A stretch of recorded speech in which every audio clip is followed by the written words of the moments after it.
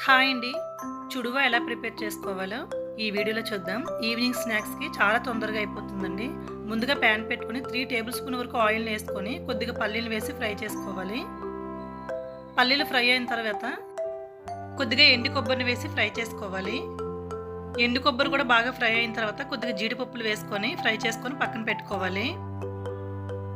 కొద్దిగా కరివేపాకు, 3 ఎండుమిర్చిని కూడా ఫ్రై చేసుకొని పక్కన పెట్టుకోవాలండి. 200 గ్రాములు పల్చటి అటుకులను తీసుకోవాలి. ఇవి ఫ్రై చేసుకోవడానికి కొద్ది లోతుగా వెడల్పుగా ఉన్న ప్యాన్ పెట్టుకుని 2 టేబుల్ స్పూన్ వరకు ఆయిల్ని వేసుకొని అటుకులను వేసుకోవాలి. అటుకులు బాగా పల్చగా ఉంటాయి కాబట్టి నిదానంగా కలుపుతూ 10 మినిట్స్ పాటు లో ఫ్లేమ్లో ఫ్రై చేసుకోవాలి. 1/2 టీ స్పూన్ పసుపు, 1 teaspoon salt, 1 teaspoon కారం, 1 టీ స్పూన్ పంచదార వేసుకొని బాగా కలుపుకోవాలి. ఒకవేళ సరిపోకపోతే ఉప్పు కారం ఎక్స్ట్రా వేసుకోవచ్చండి. మనం ముందుగా ఫ్రై చేసుకున్న ఇంగ్రీడియంట్స్ అన్నీ వేసుకొని బాగా కలుపుకోవడమే. Thank you for watching. Hi అండి.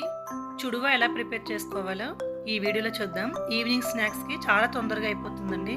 ముందుగా ప్యాన్ పెట్టుకుని 3 టేబుల్ స్పూన్ వరకు ఆయిల్ని వేసుకొని కొద్దిగా పల్లీలు వేసి ఫ్రై చేసుకోవాలి. పల్లీలు ఫ్రై అయిన తర్వాత కొద్దిగా ఎండు కొబ్బరిని వేసి ఫ్రై చేసుకోవాలి. ఎండు కొబ్బరి కూడా బాగా ఫ్రై అయిన తర్వాత కొద్దిగా జీడిపప్పులు వేసుకొని ఫ్రై చేసుకొని పక్కన పెట్టుకోవాలి. కొద్దిగా కరివేపాకు, 3 ఎండుమిర్చిని కూడా ఫ్రై చేసుకొని పక్కన పెట్టుకోవాలండి. 200 గ్రాములు పల్చటి అటుకులను తీసుకోవాలి. ఇవి ఫ్రై చేసుకోవడానికి కొద్ది లోతుగా వెడల్పుగా ఉన్న ప్యాన్ పెట్టుకుని 2 టేబుల్ స్పూన్ వరకు ఆయిల్ని వేసుకొని అటుకులను వేసుకోవాలి.